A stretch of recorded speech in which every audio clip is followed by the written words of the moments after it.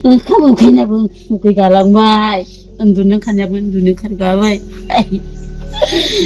आंनि हौवाखौल' मोनबाय इसोराबो थैनाया बारा थैयाखैमोन। जुलिनि समावनो हौवा गोदाना मोब्लिब बोजानानै जिउ गोमानो गोनां जादों। बे दुखुनांथाव जाथायजों लोगोसे आरो सानै सुबुङाबो जिउ गोमानाय चिरां जिल्लानि सिङाव थानाय आमटेका ओनसोलनि अन्थाइबारि गामियावहाय बे दुखुनांथाव जाथाया जादों होननानै गोबाङै गोसारदों।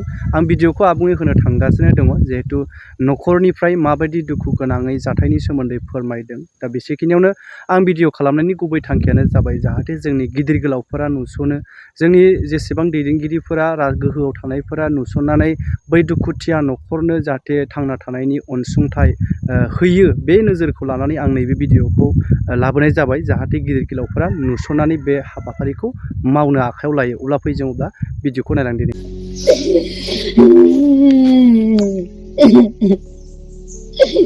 ओंखाम उखैनायाबो उखैगालांबाय उन्दुनो ओंखारनायाबो उन्दुनो ओंखारगाबाय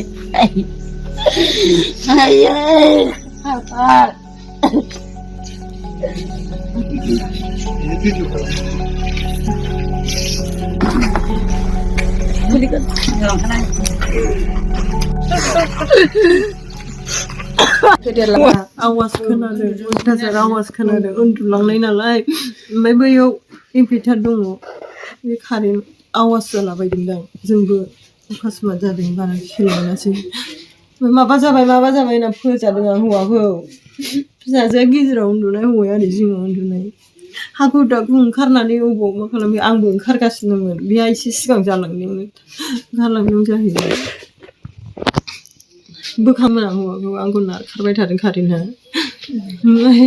ओमफ्राय नारखारबाय थाबाबो बामखांना लादोंमोन आं हौवाखौ। मोदोमा मावजोबनानै फरायोमोन क्लास 5आव बाहेरायाव ओंखारनानै अफ खालामहैदों आं। अफ खालामनानै हौवाखौ बोखांफैबाबो कारेन्टआ आंखौ बोखांदों। हौवानाव दंबावोमोन कारेन्टआनो। गावखौबो नारगारनायखौसो जेनेबा एसे कारेन्ट दङावनो आं हौवाखौ हमदोंबाबो आंखौ मानो जेबो खालामाखै। आंनि हौवाखौल' मोनबाय इसोराबो।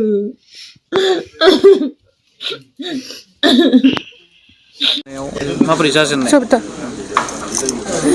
जों सानैजों उन्दुबाय दा, ओमफ्राय बिहा मबाइल नायगासिनोमोन, आंहाबो नायफादोंमोन बिखौ।